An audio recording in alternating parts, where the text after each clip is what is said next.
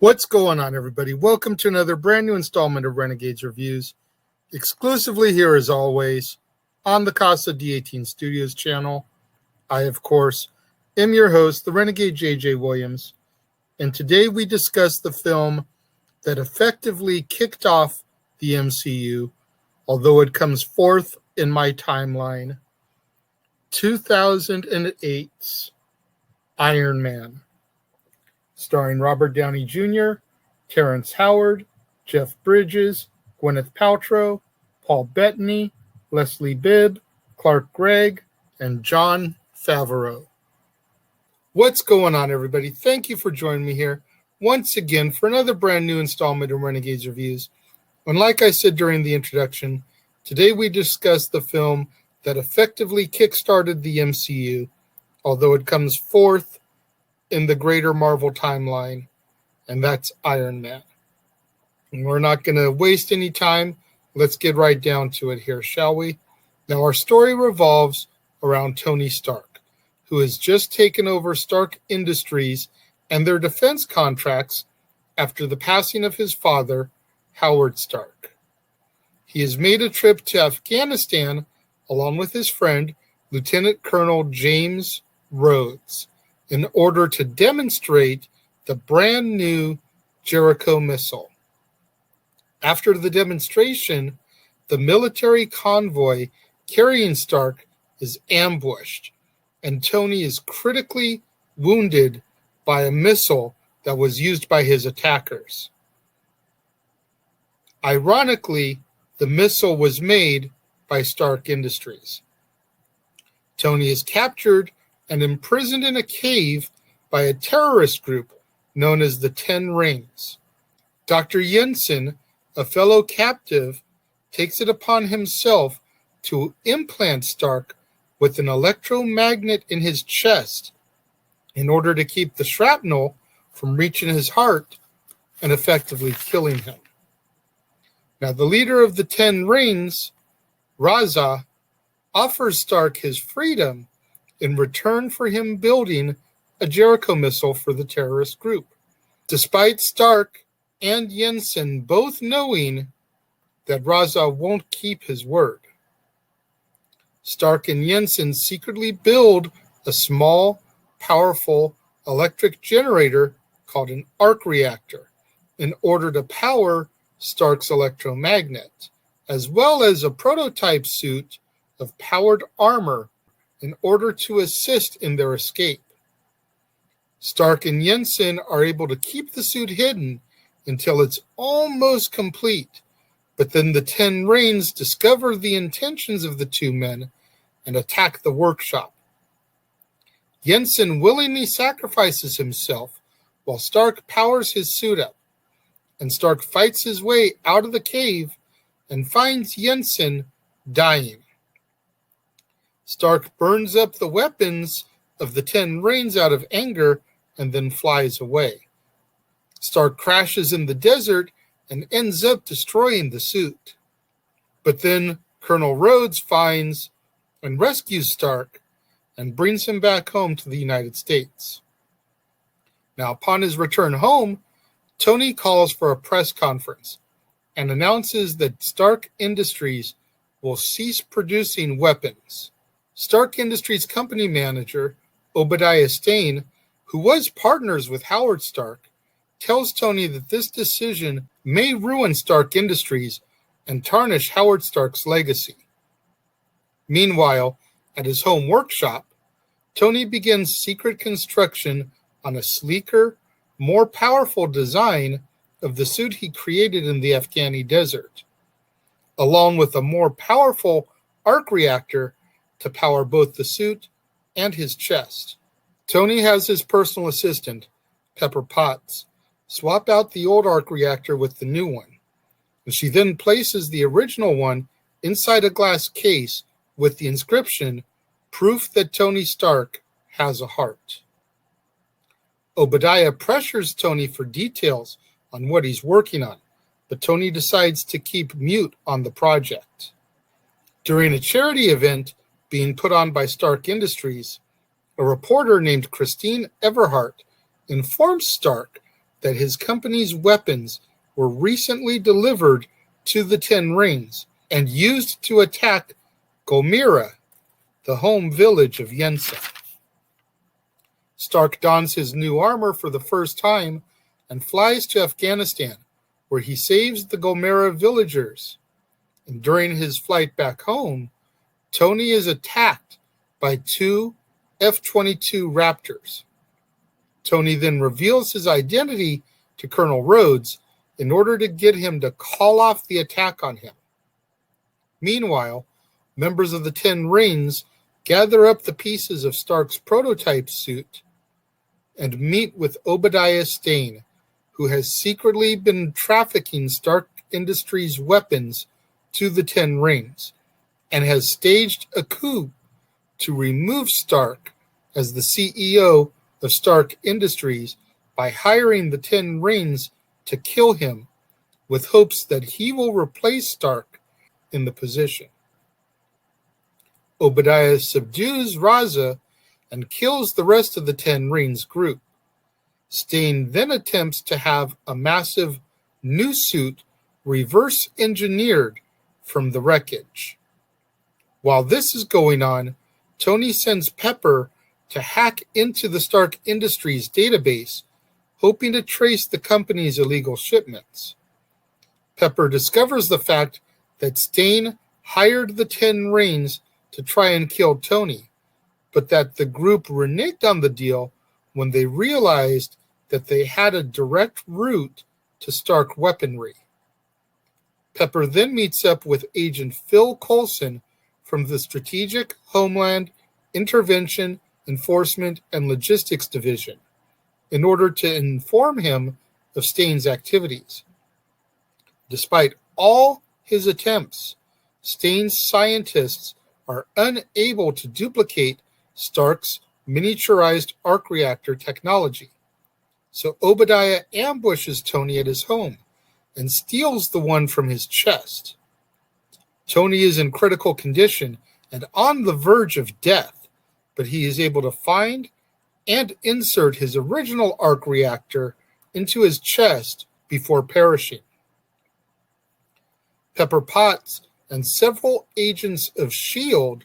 attempt to place Obadiah Stane under arrest, but Obadiah puts on his Ironmonger suit and attacks them. Tony fights the Ironmonger, but he is outmatched without his arc reactor to operate his suit as full capacity. Tony fights the Ironmonger, but he is outmatched without his new arc reactor to operate his suit at the full capacity. The battle takes Stark and Stane to the top of the Stark Industries building, and Tony tells Pepper to overload the large arc reactor, which powers the Stark Industries building. This unleashes a massive electrical surge, which causes Stane and his armor to fall into the exploding reactor, killing him. The next day, during a press conference, Tony Stark publicly admits to the world that he is what the press has dubbed the Iron Man. And our film draws to its close with its post-credits scene where Tony Stark comes home only to find Nick Fury in his house. And Fury alludes to the fact that Iron Man isn't the only superhero in the world and tells Stark that he wants to discuss the Avenger Initiative with him. Iron Man was a great way to jumpstart the MCU. See, with Iron Man, I have to talk about it in two ways because it was the original film that jumpstarted the MCU, as I've already touched on. But then it comes later in this timeline, the way we go chronologically. So it's kind of weird to watch Iron Man and see Coulson refer to S.H.I.E.L.D. by its full name and the jokes about, how that's a mouthful, we're working on something to shorten it, blah, blah, blah. But when we see Captain America, the first Avenger, and when we see Captain Marvel, SHIELD is already SHIELD. They don't use the full, all the words for the acronym. But be that as it may, one thing that I did notice going back and rewatching Iron Man, I don't know how many times I've seen it now, but watching it for this review, is not once during Iron Man does Tony call Colonel Rhodes Rhodey. He would not use the name Rhodey until Iron Man 2, which comes tomorrow. And I think that's interesting considering the fact that there's two different Colonel Rhodeses within the MCU. Terrence Howard here, and then from Iron Man 2 on, it's Don Cheadle. It almost comes off with this sense of Cheadle and Downey are a lot closer than Howard and Downey ever were.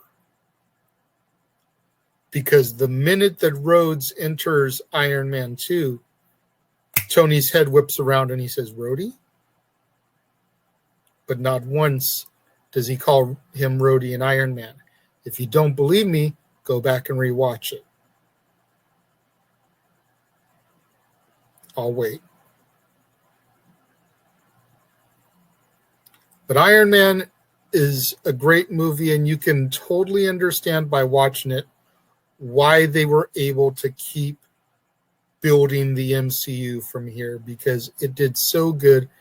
Robert Downey Jr. was born to play Tony Stark, because if you know anything about Robert Downey Jr.'s real life personal history and the struggles that he went through in his personal life in the mid to late 90s, very much parallel to those struggles of Tony Stark. Terrence Howard, I do prefer Don Cheadle. I'm not going to lie. But I really enjoyed Terrence Howard as Colonel Rhodes. I thought he did a good job. Maybe it's because I saw Terrence Howard before he really blew up. Because when I think of Terrence Howard, I think of the movie Sunset Park. I want to say that came out in 95 or 96. And Terrence Howard plays a character in that called Spaceman, who's basically a stoner. Sunset Park, for those of you that have never seen it, is basically your Mighty Ducks Major League movie, but it's basketball. It's high school basketball. The guys that aren't supposed to win, that end up rallying together and come to the finals, and although they lose in the finals, they never should have been there to begin with. Too many egos, etc. But I always think of Terrence Howard in that, first and foremost. And I know a lot of people think of Hustle and Flow, and now they think of the TV show he was recently on. I want to say it was Empire. But before all that was Sunset Park. So seeing him go from that to Colonel Rhodes in Iron Man was just such a great ascension in his career. Very much akin to one we'll talk about in a few days here when we get to Captain America, the Winter Soldier, and we talk about Anthony Mackie, who everybody remembers as Papa Doc from 8 Mile, who got beat by Eminem in the final battle. And now here he is, Captain America's right-hand man, Sam the Falcon. Gwyneth Paltrow, I've never been the hugest Gwyneth Paltrow fan, but I love her in the role of Pepper Potts. I thought she did so well. Jeff Bridges as Obadiah Stane, dastardly and evil. I thought it was so good. When it comes to my rating for Iron Man, I easily give it 4.5 out of 5. Easily. The only reason I take that half star off is because I've always been Team Cap over Team Iron Man. But this movie is just so damn good. And Robert Downey Jr. did such an amazing job playing Tony Stark. Make sure you guys get out there on social media. Get those hashtags trending for me. Hashtag Casa D18 Studios, hashtag Renegades Reviews, hashtag Renegade Returns, and of course, the ever popular hashtag Shenanigans. We interrupt this episode of Renegades Reviews for an important announcement about merchandising.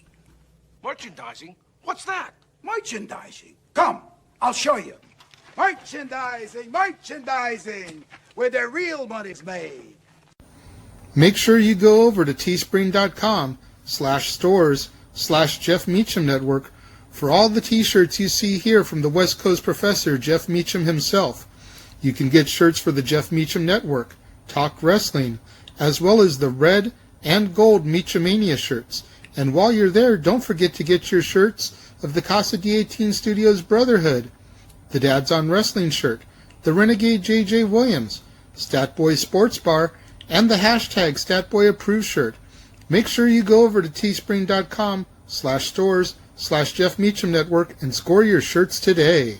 Make sure you guys get out there. Do what that commercial just told you. Go to teespring.com/stores/Jeff Meacham Network for all the official merchandise of the Casa D18 Studios Brotherhood. Get you your Renegade JJ Williams shirt, Dad's Not Always on Wrestling, Statboy Sports Bar, hashtag StatBoyApproved, hashtag Shenanigans. Get you your merchandise for the Jeff Meacham Network. 3 different designs of the Jeff Meacham Network logo for you to choose from, along with Meachamania, Talk Wrestling, so much more. Hey, it's summertime, barbecues, beach bonfires, pool parties, hotter than hell outside. Go to the Teespring store, get you a tank top. Choose from the Renegade JJ Williams or Meachamania. Either one would be the perfect accessory for you to wear to one of those summer shindigs. So get out there, show your love and support. While you're out there supporting, do what that ticker tells you. Do you enjoy my content? You enjoy my daily videos? Go to that PayPal, send me a couple buck donation. I'm not monetized yet, guys, as you guys know. So the only way I can make a few bucks from this is if you guys out there go to the PayPal link as it scrolls along the bottom of the screen, send me a couple bucks, token of your appreciation for all my hard work, being out here in my garage studio in triple-digit heat to bring you brand new daily content. You guys don't want to send money? That's cool. Go to the link tree. Click on my link for the Amazon movie wish list. Send me a film. When it arrives and I open it on Renegade Recap, I'll give you a shout out. And then once I work it into one of my months and the themes, I'll review it and I'll give you guys another shout out. And I'll show you guys the same amount of love and support that you guys show to me. Make sure you guys tune in tomorrow, right back here on the Casa D18 Studios channel, when I bring you yet another brand new installment of Renegades Reviews. And we keep pushing through the timeline. We go 6 months from the events of Iron Man, and we discuss 2010's Iron Man 2. Once again, starring Robert Downey Jr., Gwyneth Paltrow, but also starring Don Cheadle, Scarlett Johansson, Sam Rockwell, Mickey Rourke, and Samuel L. Jackson. You're not going to want to miss out tomorrow. Iron Man 2, right back here on the Casa D18 Studios channel. So all my loyal viewers tuning in, watching the premiere, leaving your comments over here. Thank you very much. I greatly appreciate it. All my loyal viewers tune in a little bit later in the day, watching on demand and leaving your comments down here. Thank you very much. I greatly appreciate it. I appreciate every single one of my loyal fans and viewers that tune in on a regular basis and watch my content. Thank you very much for tuning in, and I will see you guys next time.